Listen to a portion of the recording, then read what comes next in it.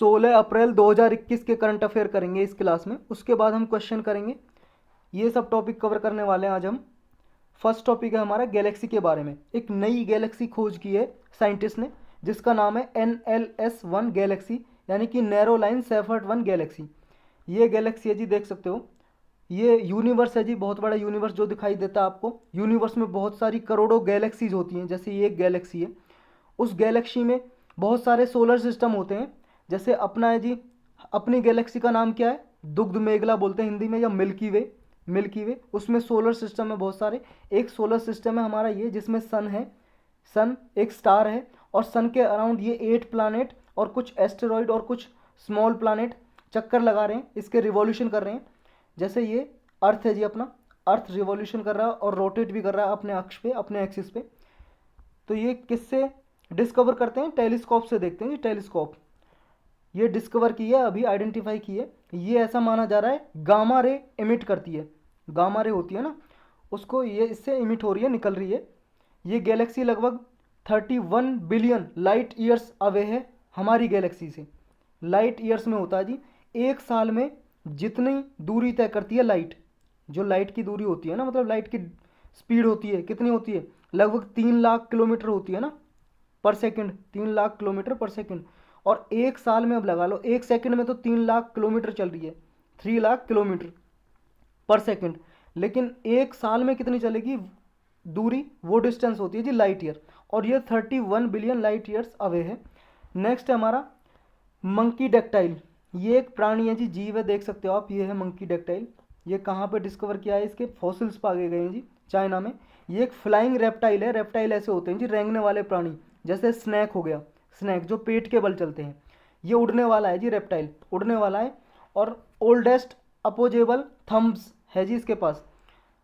Opposable thumb का मतलब होता है जी, जब कोई मान लो जैसे इंसान अपने अंगूठे की जो निप है उसको उंगली के साथ टच कर देता है ना, तो ये भी कर सकते हैं। ये न्यू पेट्रोसोर फॉसिल्स है जी, जो डिस्कवर किए गए हैं चाइना में।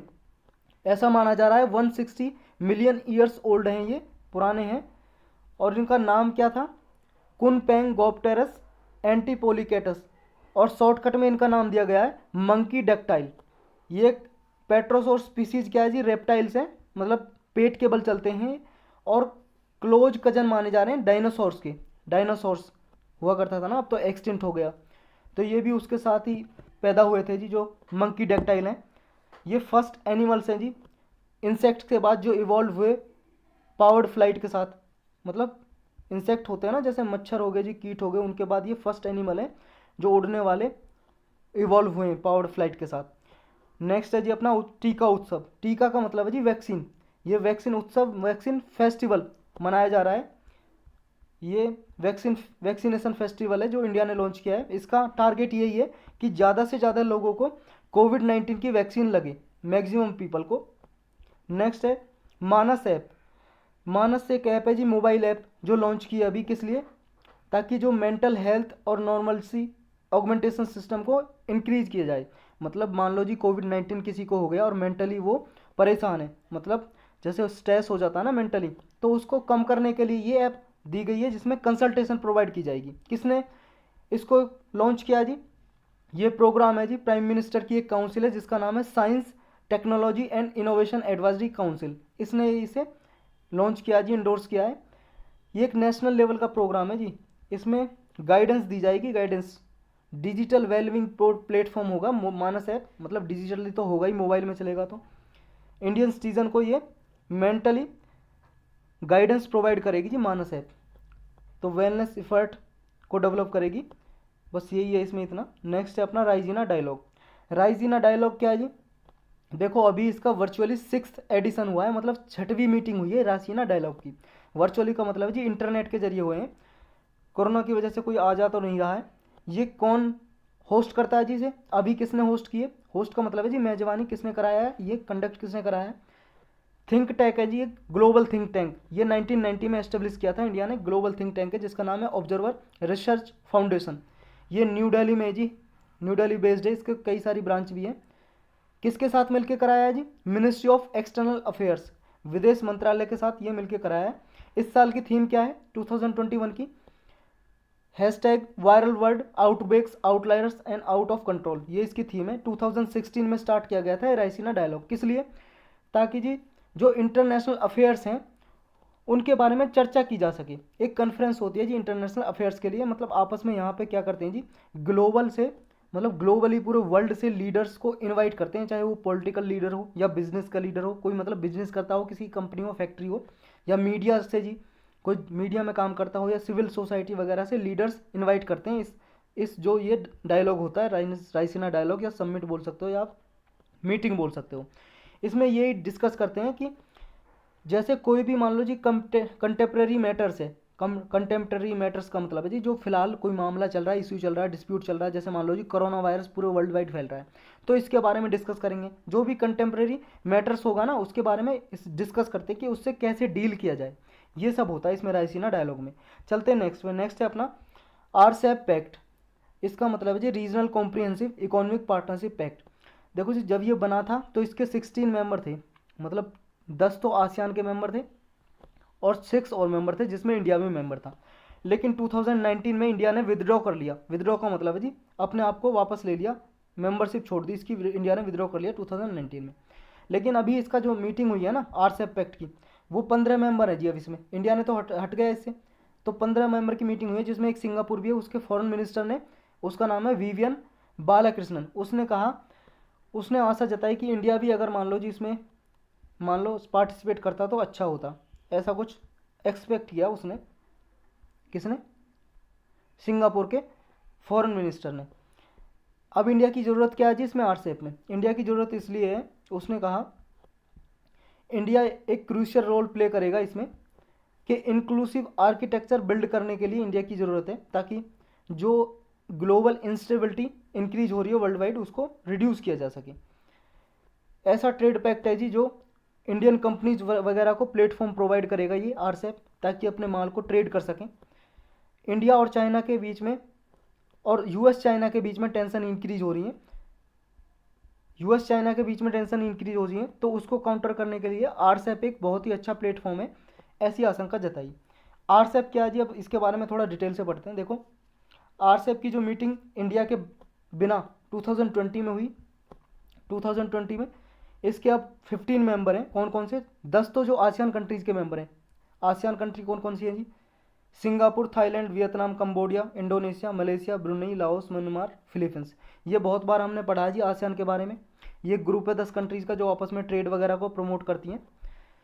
ये साउथ ईस्ट एशियन कंट्रीज़ हैं जी, साउथ ईस्ट एशिया में, कई बार मैप में भी हमने देखा है इनको। म्यांमार से लेके इंडिया के नॉर्थ ईस्ट एरिया से लेके म्यांमार से लेके जी पूरा साउथ ईस्ट में चले जाओ, सारी कंट्रियाँ यही। और इसमें आरसेप में ये 10 आसियान प्लस 5 कंट्री और हैं, China, Japan, south Korea, Australia और न्यूजीलैंड। पहले इंडिया भी मेंबर हुआ करता था लेकिन अब इंडिया नहीं है। इसका टारगेट क्या है जी, ऑब्जेक्टिव क्या है, एम क्या है आरसेप का?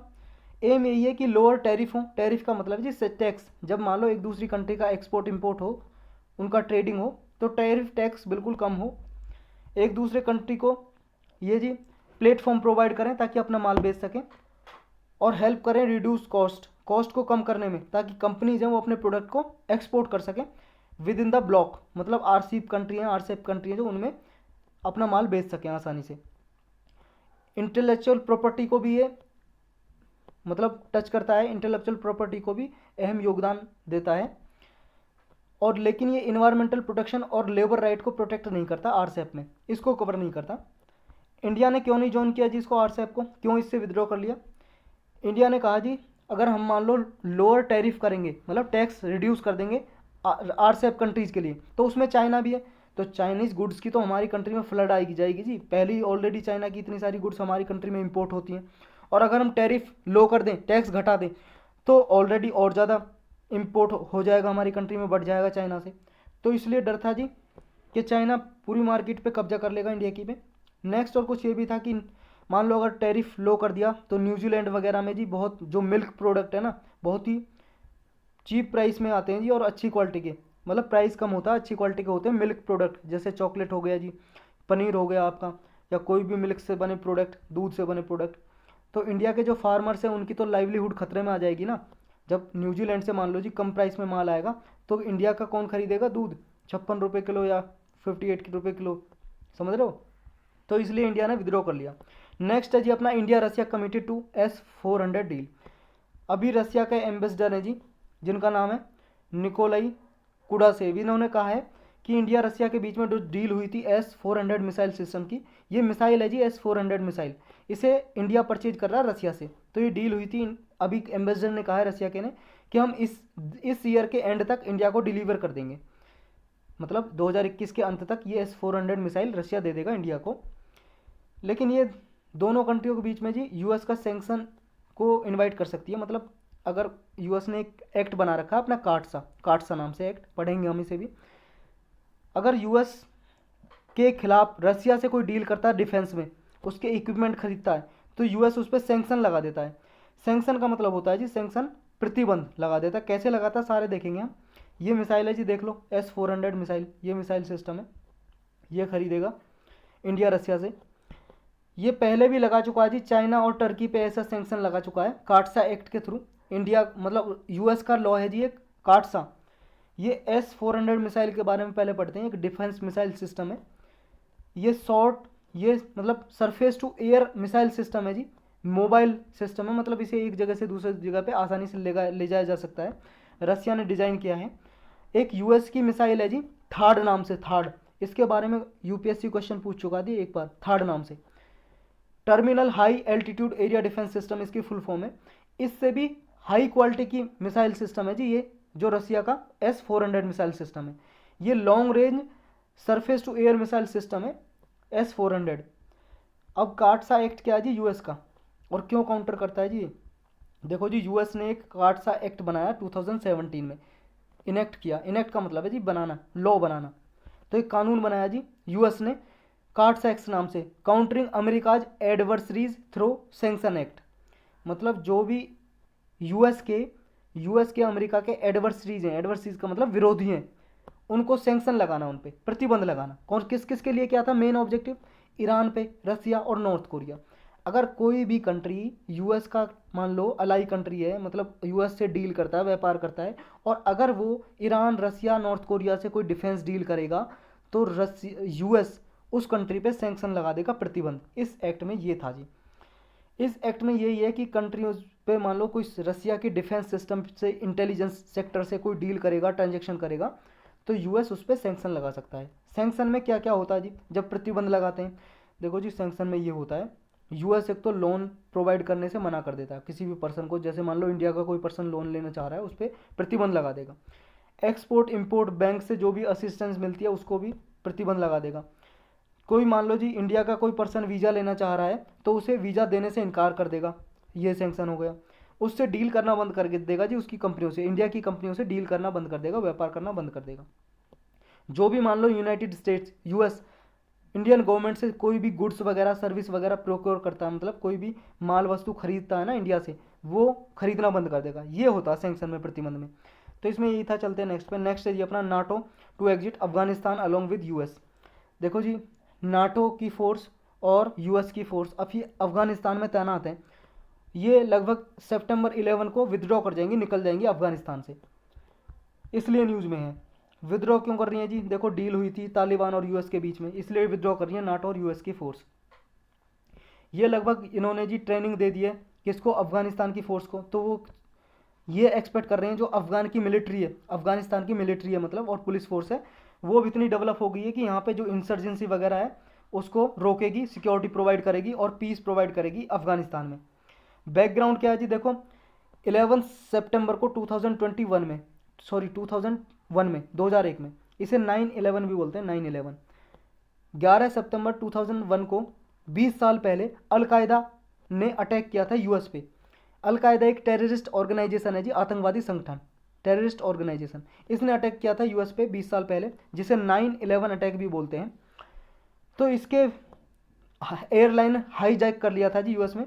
तो इसलिए जी ये अलकायदा अफगानिस्तान में थी, अफगानिस्तान से काम करती थी, इसलिए यूएसए ने, नाटो और यूएसए ने अपनी ट्रूप तैनात कर दी अफगानिस्तान में कि अफगानिस्तान में सिक्योरिटी प्रोवाइड की जाएगी और डेमोक्रेटिक सिस्टम को स्ट्रेंथन किया जाएगा, मतलब मजबूत किया जाएगा डेमोक्रेसी को अफगानिस्तान में। तो इसलिए लगाई थी। लेकिन अब यूएस ने और तालिबान ने डील कर ली है कि तालिबान कोई इलीगल एक्टिविटी नहीं फैलाएगा, अफगानिस्तान में पीस लाएगा, शांति। तो विद्रॉ करना चाह रहे हैं जी, 11 सितंबर को ही विद्रॉ कर लेंगे जब 20 साल हो जाएंगे इस अटैक को, जो अटैक किया था अलकायदा ने। अब ये नाटो क्या जी, कई बार देखो पहले नाटो को हम पढ़ भी चुके हैं, सेपरेट लेक्चर भी है, फिर भी ब्रीफ में देख लेते हैं हम। सेपरेट लेक्चर दिया हुआ जी, सिंपल CSC पे क्लिक करोगे, प्लेलिस्ट में जाओगे, वहाँ पे अदर इंपॉर्टेंट टॉपिक है, उसमें जाकर देख सकते हो। पर फिर भी रिवाइज कर लेते हैं जी। NATO North Atlantic Treaty Organisation इसकी फुल फॉर्म है। ये कब बनी थी जी? 4 अप्रैल 1949 को। देखो रसिया और USSR, मतलब USSR था रसिया का पहले नाम, USSR रसिया का नाम, 1991 से पहले।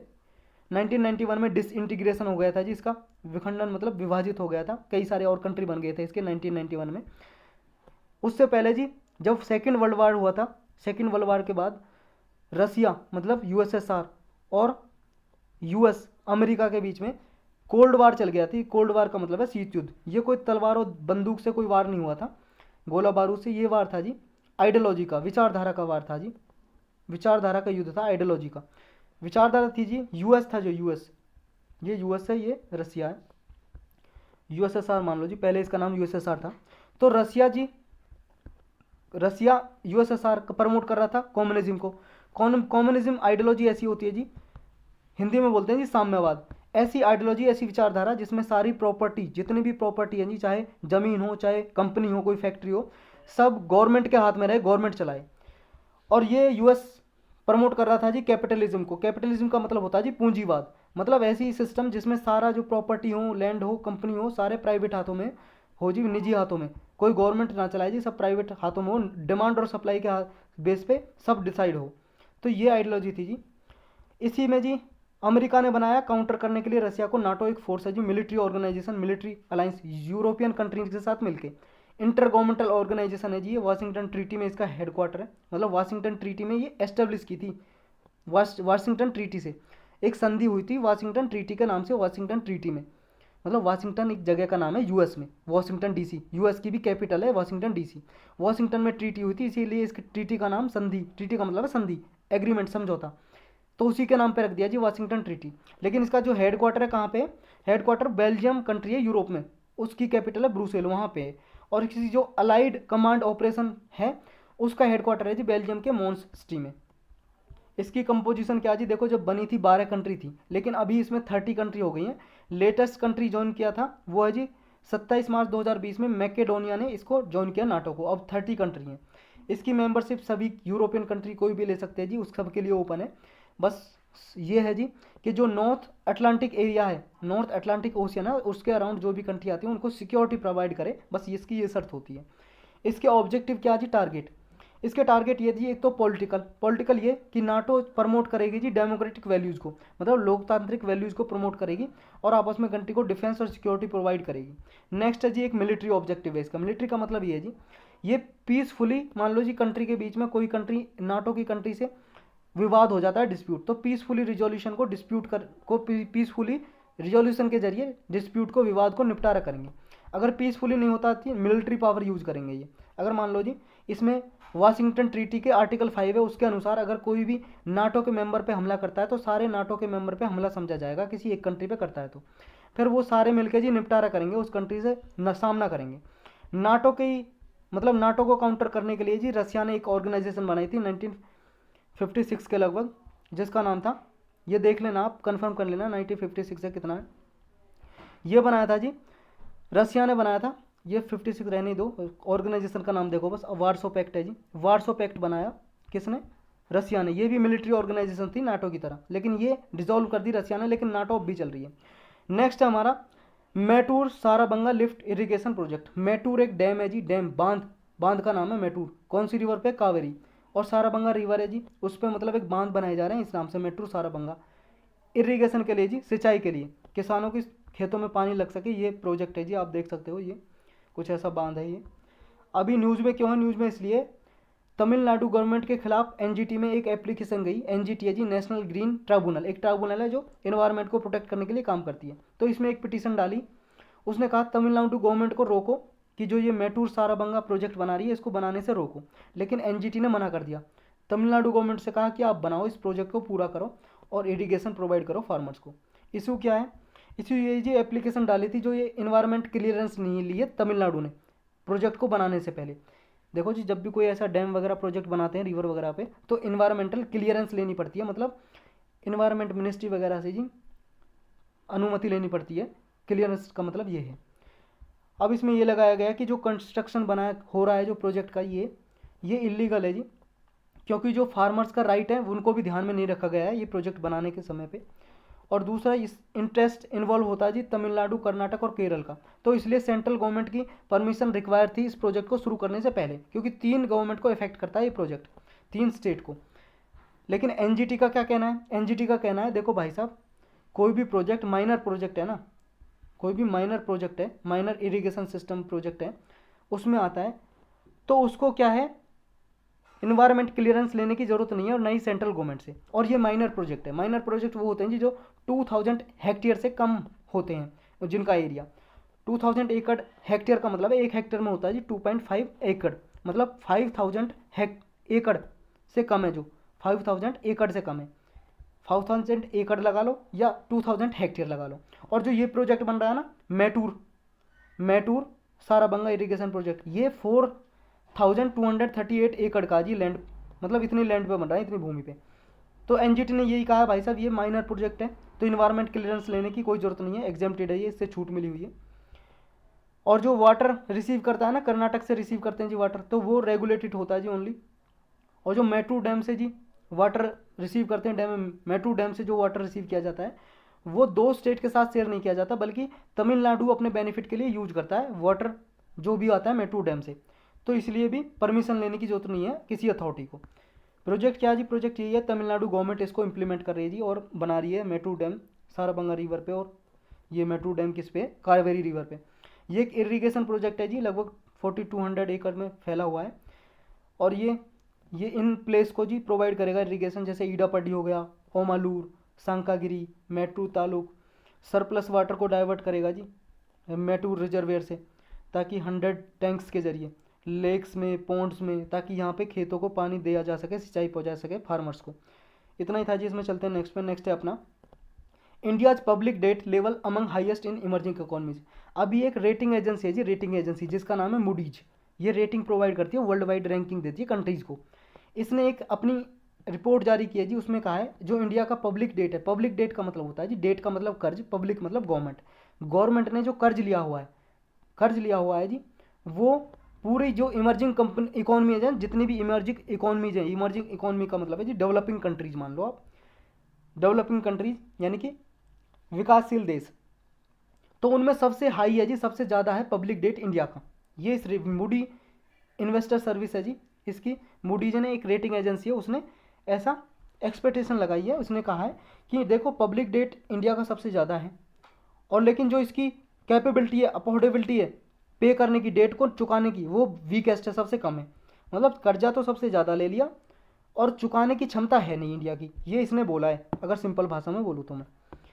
पब्लिक डेट क्या होता है जी? पब्लिक डेट होता है जी total amount borrowed by a government, मतलब किसी भी कंट्री की गवर्नमेंट ने, सरकार ने जितना भी टोटल अमाउंट उधार लिया है उसको बोलते हैं पब्लिक डेट। ये पब्लिक डेट होता है जी, ये टोटल लाइबिलिटी होता है जी। लाइबिलिटी का मतलब उत्तरदायी, जितना, मतलब लाइबिलिटी का मतलब है किसी को देना है। आपने कुछ लिया है, मान लो आपने किसी से पेन उधार लिया जी, अपने फ्रेंड से, क्लास में बैठे हो, तो आपकी लाइबिलिटी है कि आपको वापस लौटाना है वो। ऐसा तो नहीं पेन ले लिया, अब उसने दे दिया तो बस दान कर दिया, मतलब वापस लौटाना होगा। वो बात अलग है जी, फ्रेंडली मैनर में आपने ले लिया, लेकिन लौटानी तो होती है ना चीज़। तो कर्ज ले लिया मतलब लाइबिलिटी होती है जी वो, समझे? तो यूनियन गवर्नमेंट की टोटल लाइबिलिटी होती है पब्लिक डेट। किस पे लेते हैं जी? ये कंसोलिडेट फंड ऑफ इंडिया से चुकाना पड़ता है। ये कंसोलिडेट फंड ऑफ इंडिया के बारे में हम ऑलरेडी पढ़ चुके हैं, सेपरेट लेक्चर भी है, आर्टिकल 266 में दिया जी। कंसोलिडेट फंड ऑफ इंडिया, जितना भी टैक्स नॉन टैक्स रिवेन्यू आता है गवर्नमेंट का, सब इसमें जमा करते हैं। तो इसके बिहाफ पे ही लोन लेते हैं जी, इससे ही चुकाते हैं, जितने पैसा होता है इसी के बिहाफ पे लेते हैं पब्लिक डेट। लेकिन हाँ, इसमें लाइबिलिटीज वो नहीं आती जी जो पब्लिक अकाउंट में होती हैं। It exclude liabilities contracted against public account. Public debt के सोर्स क्या क्या है जी? कौन किस किस को बोलते हैं पब्लिक डेट को? मतलब किस किस जरिए लिया जाता है जो कर्ज लेती है गवर्नमेंट। देखो जी, एक तो लेती है डेटेड गवर्नमेंट सिक्योरिटीज, जिसे जी सिक्योरिटीज बोलते हैं जी, जी सेक्स, या ट्रेजरी बिल जारी करके लेती है जी लोन, टी बिल्स बोलते हैं, या एक्सटर्नल असिस्टेंस लेती है जी, मतलब आईएमएफ वर्ल्ड बैंक से कर्जा ले लिया जी, या शॉर्ट टर्म बोरोइंग कर लेगी जी। ये पब्लिक डेट की डेफिनेशन में आते हैं जी। गवर्नमेंट क्या बोलती है जी, यूनियन गवर्नमेंट पब्लिक डेट की डेफिनेशन भाषा मतलब परिभाषा क्या देती है। गवर्नमेंट भी ये बोलती है जी टोटल लाइबिलिटी है जी यूनियन गवर्नमेंट की एज ए पब्लिक डेट। किसके अगेंस्ट लेती है जी, मतलब किसके सहारे लेती है, अगेंस्ट का मतलब है सहारे। कंसोलिडेट फंड ऑफ इंडिया के सहारे लेती है जी, मतलब इसके थ्रू ही। ये आर्टिकल 292 में लिखा हुआ है जी पब्लिक डेट के बारे में, यूनियन गवर्नमेंट जो लेती है इसके बिहाफ से, कंसोलिडेट फंड ऑफ इंडिया के बिहाफ से। कितने टाइप के होते हैं जी पब्लिक डेट, देखो जी, एक तो इंटरनल और एक्सटर्नल हो सकता है जी पब्लिक डेट। इंटरनल का मतलब है जी अपनी कंट्री से ही उधार लिया हो गवर्नमेंट ने, और एक्सटर्नल बाहर से उधार लिया हो, जैसे IMF हो गया जी, इंटरनेशनल मॉनेटरी फंड, और वर्ल्ड बैंक से ले लिया जी। इंटरनल डेट में आता है जी कैटेगराइज मार्केटेबल होता है जी, नॉन मार्केटेबल सिक्योरिटीज होती हैं। मार्केटेबल वो होती हैं जी मार्केट में गवर्नमेंट सिक्योरिटी जारी कर दी गवर्नमेंट ने, या ट्रेजरी बिल, मतलब बॉन्ड के जरिए, बॉन्ड की तरह होते हैं जी ट्रेजरी बिल या गवर्नमेंट सिक्योरिटी। एक कागज़ है, पेपर, उस पर लिखा होता है गवर्नमेंट सिक्योरिटी, तो गवर्नमेंट सिक्योरिटी। टी बिल लिखा होता है जी, ट्रेजरी बिल हो गया। ये जारी करती हैं जी, जैसे ये बिल दिया पब्लिक को जारी किया जी मार्केट में, और ये मान लो कोई कंपनी खरीद लेगी इनको और पैसा देगी, मान लो ये 1000 रुपये की है, या मान लो जी 100 करोड़ रुपए की गवर्नमेंट सिक्योरिटी है या टी बिल है, ट्रेजरी बिल। तो ये कंपनी मान लो कोई खरीदेगी इसे, तो ये क्या है जी, गवर्नमेंट इसको इंटरेस्ट देती है, इंटरेस्ट ब्याज देती है इस पर, और गवर्नमेंट को पैसा मिल जाता है जी इस पर, समझ गए, इसलिए कर्ज मिल जाता है। तो ये ट्रेजरी बिल जारी करके देती है। और नॉन मार्केटेबल होता है जी मार्केट से बाहर, जैसे मान लो जी ट्रेजरी बिल जारी कर दी है गवर्नमेंट ने स्टेट गवर्नमेंट को, स्टेट गवर्नमेंट से ले लिया, या स्पेशल सिक्योरिटीज जारी कर दी जैसे नेशनल स्मॉल सेविंग फंड के जरिए, तो इसके जरिए जो इकट्ठा करते हैं पैसा गवर्नमेंट। एक आता है जी डेट टू GDP रेशो। ये क्या है, डेट मतलब कर्ज, GDP मतलब GDP आप जानते हो ग्रॉस डोमेस्टिक प्रोडक्ट, सकल घरेलू उत्पाद। तो डेट टू GDP का मतलब है जी डेट बटे में GDP, तो डेट टू GDP रेशो ये होगा जी, रेशो अनुपात। अब इसका मतलब देखो जी, जब डेट ज़्यादा हो गया और GDP कम है, तो इसका मतलब जी गवर्नमेंट की कंडीशन है जो ख़राब है। अगर डेट कम है, GDP ज़्यादा है, ख़राब है। लेकिन डेट मतलब डेट कम हो गया, कर्ज कम हो गया, और GDP ज़्यादा है, तो सही है कंडीशन। अगर डेट ज़्यादा होगा तो यानी कि कंडीशन ख़राब है जी इंडियन गवर्नमेंट की। तो डेट टू GDP रेशो यही इंडिकेट करता है जी जितना कंट्री कि कितनी कंट्री पे कर सकती है जी, कितनी कंडीशन में है। अगर डेट टू GDP रेशो ज़्यादा रहेगा ना जी किसी कंट्री का, तो उसकी एबिलिटी बिल्कुल कम हो जाएगी कि उसको पे करने के, और क्राइसिस, इकोनॉमिक क्राइसिस आ सकता है जी। मतलब डेट टू GDP रेशो जितना ज़्यादा रहेगा, जितना ज़्यादा रहेगा जी, उतना इंडिया की कंडीशन, किसी भी गवर्नमेंट कंडीशन ख़राब रहेगी। अब इसका कोई एक्सेप्टेबल लिमिट है जी कोई जी डेट टू GDP रेशो की? बिल्कुल है जी। NK सिंह कमेटी बैठी थी जी FRBM पे। FRBM एक एक्ट बनाया था इंडिया ने 2003 में जी, 2003 में, physical responsibility budget management act 2003 में।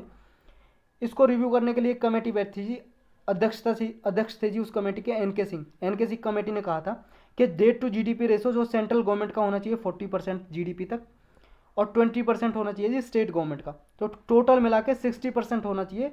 60% किसका? GDP का, 60% ऑफ GDP। तो गवर्नमेंट की कंडीशन सही समझी जा सकती है। तो डेट टू GDP रेशो जितना कम रहेगा उतना सही है। डेट टू GDP रेशो तो समझ आ गया ना जी आपको, मतलब जितना कर्जा है गवर्नमेंट का उसे ऊपर रख दें, बटे में डिवाइड कर दें हम GDP से। अगर ये कम रहेगा तो मतलब इंडिया की कंडीशन सही है जी, अगर ये ज़्यादा रहेगा तो इंडिया की कंडीशन ख़राब है। तो आज के यही थे जी टॉपिक। अब हम क्वेश्चन करेंगे इस पे बेस्ड कुछ। पहला क्वेश्चन है, इंग्लिश में आप कुछ खुद पढ़ो जी, मैं सिर्फ समझाऊंगा। देखो, पोषण ज्ञान के बारे में हमने 14 अप्रैल को पढ़ा था। ये बताना किसने लॉन्च किया ये हेल्थ और न्यूट्रिशन के लिए डिजिटल रिपोजिटरी सिस्टम है जी एक। हेल्थ और फैमिली वेलफेयर मिनिस्ट्री ने, नीति आयोग ने, इलेक्ट्रॉनिक इन्फॉर्मेशन मिनिस्ट्री ने, इन्फोसिस टेक्नोलॉजी। इसका आंसर है जी बी, नीति आयोग। सही सोचा आपने। नेक्स्ट है जी मानस ऐप किस लिए अभी लॉन्च किया? आज ही पढ़ा जी हमने, आपको बताना है किस लिए। ये कोविड-19 की वैक्सीनेशन के बारे में जागरूकता फैलाने के लिए, या फिर वेलविंग जो एज ग्रुप है जी उनमें वेलविंग को प्रमोट करने के लिए, या फिर असिस्टेंस प्रोवाइड करने के लिए स्कूल में चिल्ड्रंस को लॉकडाउन में, या फिर मेंटल हेल्थ असिस्टेंस प्रोवाइड करने के लिए जी, मानसिक स्थिति जो कोविड-19 पेशेंट की मानसिक स्थिति जो बिगड़ जाती है उसको सही करने के लिए ये सहायता प्रदान करेगी जी मानस ऐप। आपको बताना जी क्या? जी हाँ, बिल्कुल डी है जी, मेंटल हेल्थ असिस्टेंस प्रोवाइड करेगी, डी आंसर है जी। नेक्स्ट है हमारा सल्फर डाइऑक्साइड इमिशन किस किस से होता है ये बताना आपको। वॉल्केनो से निकलता है, मतलब वॉल्केनो जो होते हैं ना उनसे निकलता है क्या सल्फर डाइऑक्साइड? फाइटोप्लैंक्टन से निकलता है क्या? कोल और ऑयल को जलाने से निकलता है क्या? स्मेल्टर ओवन से निकलता है क्या जी? ओवन मतलब भट्टी होती है जी। बताओ जी किस किस से निकलता है? 1 2 3 1 3 1 2 1 3 4 या ऑल ऑफ दी अबव? इसका आंसर है जी डी, साफ सबसे निकलता है जी सल्फर डाइऑक्साइड। नेक्स्ट बताना जी वोटन, ये वोटिंग सिस्टम से रिलेटेड है। नोटा जो बटन है वोटिंग में यूज होता है, किस किस के लिए एप्लीकेबल है, मतलब कौन कौन से इलेक्शन में यूज होता है NOTA, none of the above button, जो ईवीएम में लगा होता है ना, इलेक्ट्रॉनिक वोटिंग मशीन, ये कई बार पढ़ा है जी नोटा के बारे में।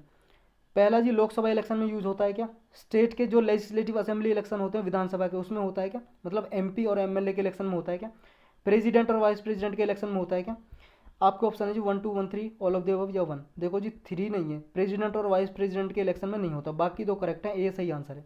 चलते हैं नेक्स्ट पे जी। नेक्स्ट है हमारा डेमोग्राफिक ट्रैप, एक टर्म यूज करते हैं जी डेमोग्राफर। डेमोग्राफी का मतलब है जी पॉपुलेशन से मान लो आप जनसंख्या, और ट्रैप का मतलब होता है जी जाल या फंदा। तो आपको बताना जी डेमोग्राफिक ट्रैप का मतलब क्या है। सब replacement level fertility rates, fertility rates ये होता है जी मान लो एक वुमन महिला अपने पूरे जीवन में कितने बच्चे पैदा करती है। नेक्स्ट है जी high fertility rate, declining mortality, mortality का मतलब होता है जी मृत्यु दर, मृत्यु दर, डेथ रेट, डेथ रेट कितनी, डेथ रेट डिक्लाइन हो रही है, ये आता है क्या डेमोग्राफिक ट्रैप में।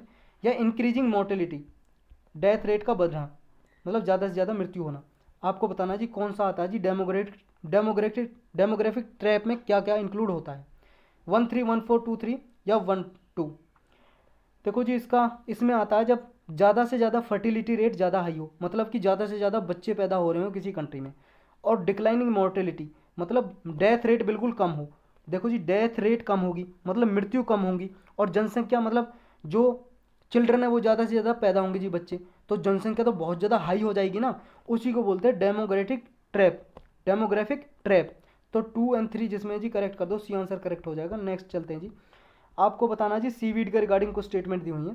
सीवीड हमने कई बार पढ़ा है जी करंट अफेयर में, समुद्र में जो घास वगैरह सी होती है उन्हीं को बोलते हैं सीवीड। जो सीवीड का साइज है जी वो फाइटोप्लैंक्टन से लेके कैल्प फॉरेस्ट तक बड़ा हो सकता है। ये इनमें विटामिन मिनरल फाइबर ज़्यादा पाया जाता है। जो मल्टी सेलुलर एल्गी होती हैं उन्हें सीवीड नहीं कहा जा सकता। आपके ऑप्शन है जी, बताओ कौन कौन से करेक्ट हैं। 1 ओनली, 2 3, 1 2 या 1 3। देखो जी तीसरा बिल्कुल गलत है, क्योंकि मल्टी सेलुलर जो एल्गी होती है ना, एल्गी समुद्र में, उनको भी सीवीड बोला जा सकता है। तो थर्ड जहाँ पे काट दो, 1 2 करेक्ट है जी, बिल्कुल करेक्ट आंसर है हमारा, सी आंसर करेक्ट हो जाएगा 1 2।